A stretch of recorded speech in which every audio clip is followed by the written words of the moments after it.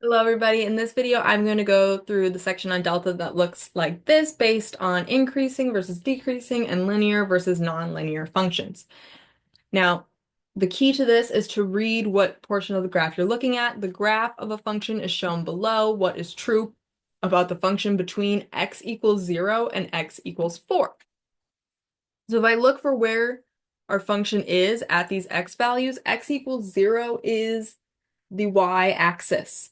So let's see, our function at x equals 0 is up here. So this is x equals 0, and x equals 4 would be this point right here.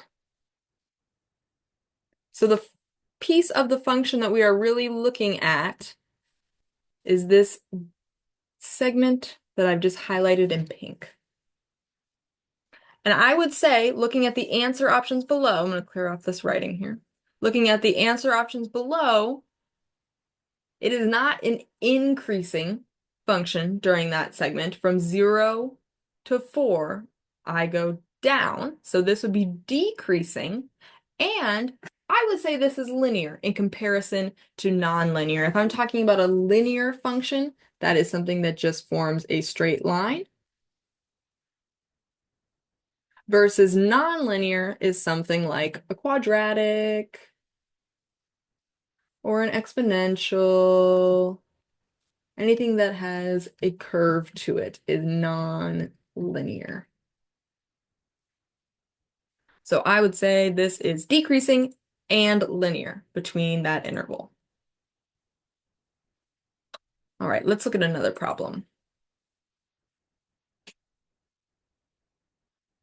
What is true about the function between x equals 3 and x equals 9? So I'm going to start by looking at where x equals 3, so going on the x-axis to 3, and I find our function is defined at -6. So we start at -6, and then we're going all the way up to 9. And you'll notice I just started increasing, and it was pretty non-linear because it's going up from 3 to 9, and it is not a straight line. This is increasing and nonlinear.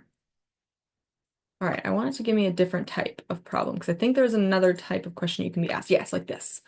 The graph of a function is shown below. On which interval is the function decreasing and non-linear? So if it is decreasing, I would expect it to look like it is going down from left to right.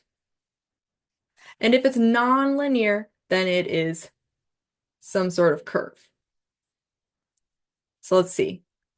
Let's look at our function. Oops, I don't know why I deleted that. Looking at this function here, the first piece of this graph, starting on the left-hand side at x equals -9, we are increasing here and linear. Increasing and linear.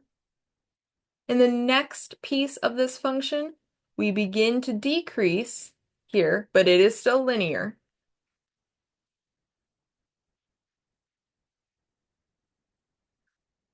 Next, our function begins increasing, and it's nonlinear.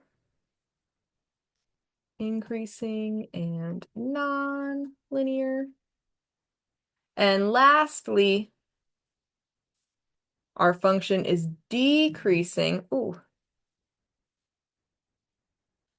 and nonlinear in this final segment that I've just highlighted in blue. So the question is, on which interval is it actually decreasing and nonlinear? Well, we begin this process of decreasing nonlinearly when x is equal to 5. So from x is 5 all the way to this value of 9. So one way I could write this interval is 5 is less than x is less than 9. And I prefer not to say less than or equal to, just because at those points, we stop decreasing. We start doing something else. So I choose to leave those out, but you'll notice in delta actually, and all this, I'm going to clear off all of these say, oh, no, they have it in different notation. I spoke too soon. So I would say from 5 to 9.